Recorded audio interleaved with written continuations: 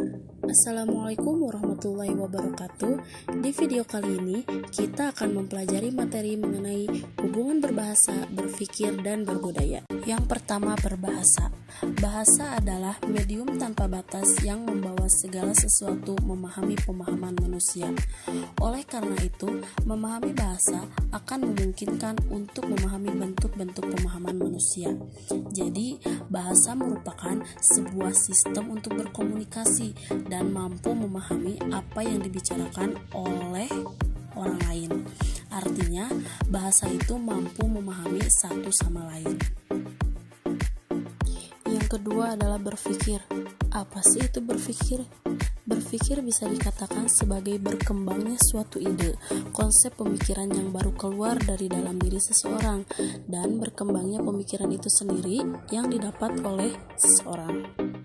Yang ketiga adalah berbudaya. Nababan mengelompokkan definisi kebudayaan menjadi 4 golongan, yaitu sebagai berikut. Yang pertama ada definisi kebudayaan sebagai pengatur dan pengikat masyarakat. Artinya, di mana dengan adanya kebudayaan ini, masyarakat lebih terikat dan lebih mengatur masyarakatnya. Lalu yang kedua ada definisi kebudayaan sebagai hal-hal yang diperoleh manusia melalui belajar. Bahwasanya kebudayaan ini yang didapat oleh masyarakat tidak jauh dari kata proses belajar. Lalu yang ketiga, definisi kebudayaan sebagai unsur kebiasaan dan perilaku. Jadi dengan adanya kebudayaan ini didasari dengan kebiasaan dan perilaku masyarakat itu sendiri.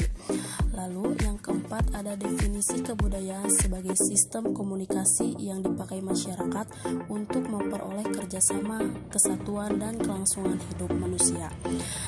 Artinya kebudayaan ini dipakai dengan cara saling bekerja sama satu sama lain. Menurut Abdul Khair dan Luni Agustina 2000 halaman 163.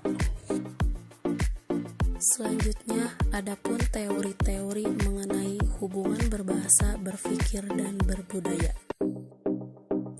Yang pertama, pendapat teori Wilhelm von Humboldt tentang berbahasa, berpikir, dan berbudaya. Wilhelm von Humboldt adalah sosok sarjana Jerman pada abad ke-19 dalam pengertiannya bahwa pandangan hidup dan budaya suatu masyarakat ditentukan oleh bahasa masyarakat itu sendiri. Anggota-anggota masyarakat itu tidak dapat menyimpang lagi dari garis-garis yang telah ditentukan oleh bahasanya itu sendiri. Kalaupun salah satu seorang dari anggota masyarakat itu ingin mengubah pandangan hidupnya, maka dia harus mempelajari dulu bahasa yang satu. Maka dengan cara demikian dia akan menganut cara berpikir dan juga berbudaya. Lalu yang kedua, pendapat teori Sapir-Whorf tentang berbahasa, berpikir, dan berbudaya. Edward Sapir adalah seorang linguis Amerika yang memiliki pendapat yang hampir sama dengan Wilhelm von Humboldt. Sapir mengatakan bahwa manusia hidup di dunia di bawah belas kasih, bahasanya yang telah menjadi alat pengantar dalam kehidupan bermasyarakat. Setiap bahasa dari satu masyarakat telah mendirikan satu dunia sendiri untuk penutur bahasa itu. Jadi, berapa banyak masyarakat manusia di dunia ini adalah sama banyaknya dengan jumlah bahasa yang ada di dunia ini.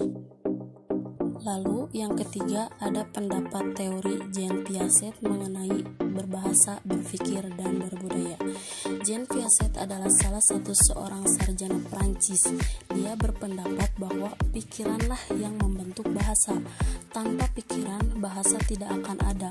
Pikiranlah yang menentukan aspek-aspek sintaksis dan leksikon bahasa, bukan sebaliknya. Jean Piaget mengembangkan teori pertumbuhan kognisi bahwa seorang anak mempelajari segala sesuatu mengenai dunia melalui tindakan-tindakan dari perilakunya dan kemudian baru memulai bahasa. Selanjutnya, hubungan antara berbahasa dan berbudaya. Mengungkapkan bahwa kebahasaan dan kebudayaan merupakan dua sistem yang melekat pada manusia. Kebudayaan adalah satu sistem yang melekat pada manusia dan mengatur interaksi manusia dalam bermasyarakat. Sedangkan kebahasaan adalah bahasa suatu sistem yang berfungsi sebagai sarana berlangsungnya sebuah interaksi. Jadi, berbahasa dan berbudaya itu merupakan satu kesatuan yang di dalamnya saling berperan penting dalam kehidupan bermasyarakat.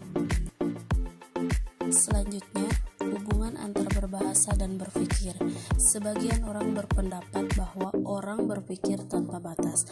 Apa yang ada dalam benak atau pikiran manusia hanya dapat muncul tanpa harus didahului oleh peran bahasa. Sedangkan bahasa adalah representasi dari pikiran. Apa yang diungkapkan seseorang melalui ujarannya tidak lain dari hasil proses berpikir, terlepas dari kebenaran atau kesalahan hasil berpikir tersebut. Jadi hubungan berbahasa dan berpikir itu sama, memiliki satu kesatuan di dalamnya yang saling membutuhkan. Munculnya suatu bahasa itu tidak terlepas dari proses berpikir.